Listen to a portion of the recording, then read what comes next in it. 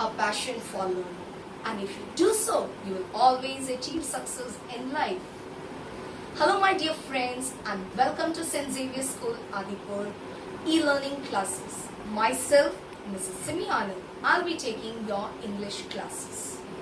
Children, are you ready with your English textbook and notebook? Okay, so let's begin with Unit 1, the best Christmas present in the world. And it's written by Michael Morpurgo. The author writes the real incident, a real story, which took place in the year 1914, a very significant year when the First World War took place. It's also known as the Great War because it continued for 4 long years. It ended in 1918. So basically, the best Christmas present in the world is a war story against the backdrop of Christmas. Yeah, war story, Christmas. It's very unusual. The author describes the incident, a battlefield in which 2 armies are fighting against each other. But when it was Christmas time, they forget all their differences. They forget that they're in the battlefield.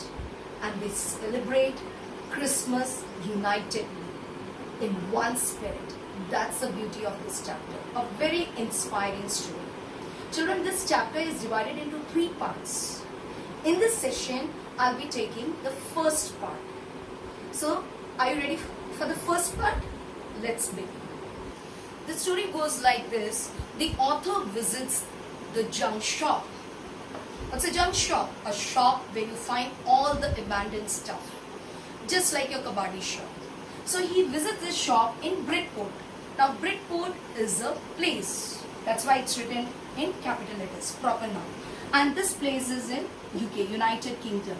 And there he finds a roll-top desk. Roll-top desk is just like a desk, but it has got many drawers on top of it. So when he sees it, he gets very attracted towards it because he always wanted one. But since it was very expensive, he could never think of buying it. So here he was getting it for a very low price. So he buys it and brings it home. Just a day before Christmas, that is on the Christmas Eve, he starts repairing it because he wants to make it ready for Christmas. So as he was repairing, he started removing all the drawers. It was a really difficult task because it was a very old desk and all the drawers were get stuck and he was pulling very hard to take it out. But as he was pulling one of the drawers, he get one metal box. And he just takes it out and he sees that on top of it, there's a paper stuck to it with a sellotape. And on top of it, it was written, Jim's last letter received, Jan 25th, 1915. I told you in the beginning the war started in the year 1914 and ended in 1918. So Jim has written this letter in 1915. And it's also written to be buried with me. Me is the owner of the roll-top desk. So to be buried with me when the time comes. So from this line we can understand this letter is so precious and so close to the owner's heart. So after reading this text, the author gets more curious to know like what is inside it. But we all know it's bad manners to take someone's things without permission. But he does it out of curiosity. So when he opens it, he gets an envelope, and on top of the envelope it was written Mrs. Jim Macpherson. Jim has written this letter to his wife Mrs. Jim Macpherson. So he gets the address of Mrs. Jim Macpherson over there. So this is the end of the first part. Now children, we will be reading the textbook. So children, please take out page number 9. Yeah children, taken page number 9? Fine. Before you read, there are some dates or periods of time in the history of the world that are so significant that everyone knows and remembers them. The story you will read mentions one such date and event, a war between the British and the Germans in 1914. Can you guess which war it was? Children, I've already discussed about it, so you know which war it is? Yeah, the First World War. Write it down there with pencil. Below that, there's a box in which they have written, do you know which events the dates below refer to? Now here you can see a list of dates, and you have to tell which events are related to it. I'll just give you one example. See the D1, 30th January 1948. You remember we observe 1 minute silence in school during this day? Yeah, Martyrs' Day. The day when Mahatma Gandhi ji got assassinated. There are other dates, so you try to get the answer for these dates. You can check your answer on page number 23 also. Now this is the first part of this chapter. I spotted it. The author spotted it in a junk shop in Bridport, a roll-top desk. The man said it was early 19th century. That is, the roll-top desk was made in 19th century and oak. And it was made of oak tree. I had wanted one, but they were far too expensive. This one was in a bad condition. The roll top in several pieces. The leg clumsily mended. See the adjective used, clumsily mended. Now, clumsily means very awkward manner it was fixed. Scotch marks. Now, scotch again an adjective. Burn marks. All down one side. It was going for very little money. I thought I could restore it. Restore means repair it. It would be a risk, obviously. The things are in pieces. A challenge. But I had to have it. I paid the man and brought it back to my workroom at the back of the garage. I began work on it on Christmas Eve, just a day before Christmas. I removed the roll top completely and pulled out the drawers. The veneer had lifted almost everywhere. Now veneer means the finishing layer given to the furniture. Now by the side you can see there are some words and their meanings. You are going to write down all these words in the notebook. Turn the page, page number 10. It looked like water damage to me.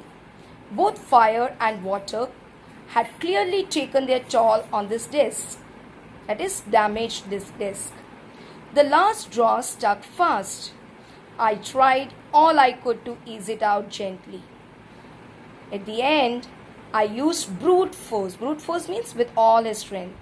I struck it sharply with the end of my fist. At the end of his fist, see, at the end of his fist, he got hurt while removing it. And the drawer flew open to reveal a shallow space underneath a secret drawer. There was something there. I reached in and took out a small black tin box. Sellotape to the top of it was a piece of lined notepaper, and written on it in shaky handwriting, Jim's last letter received, January 25th, 1915. To be buried with me when the time comes. I knew as I did it that it was wrong of me to open the box, but curiosity. He is just like any human being. We all are curious to know what is inside. Got the better of my scruples. Scruples means feelings that make you hesitate to do something wrong. It usually does. Inside the box there was an envelope. The address read, Mrs. Jim Macpherson, 12 Copper Beaches, Bridport, Dorset. I took out the letter and unfolded it. It was written in pencil and dated at the top December 26, 1914. So the letter was written just a day after Christmas, 26 December. Okay children, I hope you have understood the chapter. Now we will be doing the comprehension check. The first question is, what did the author find in a junk shop? The author found a roll-top desk in a junk shop. Children, always be careful whenever there is did word in the question. When did is there, the verb will be written in past tense in the answer. That's why find will become found here. Okay? Copy down this answer. Now we'll do the second one. The second question is, what did he find in a secret drawer? What he finds? The author found a small small black tin box. Inside it there was an envelope. Who do you think had put it in there? I think the owner had put it in there. Copy this answer also, and after this I'll be giving you the homework for today's session. You have copied the answers, no? Now the homework for today's session. Write word meanings, question answers in the notebook in a very neat handwriting. Let the capital letters be visible, full stop should be clear. So very neatly you are going to write. Read the chapter, very important. You are going to read the chapter at least twice. Try to read the chapter again and again. You will understand in a better way, and it will be easy for you to memorize the question answers also. Now memorizing part. Meanings, question answers and spellings. Learn the spellings also. Okay, so this was part 1 session. Now part 2 and 3 we will be doing in the next class.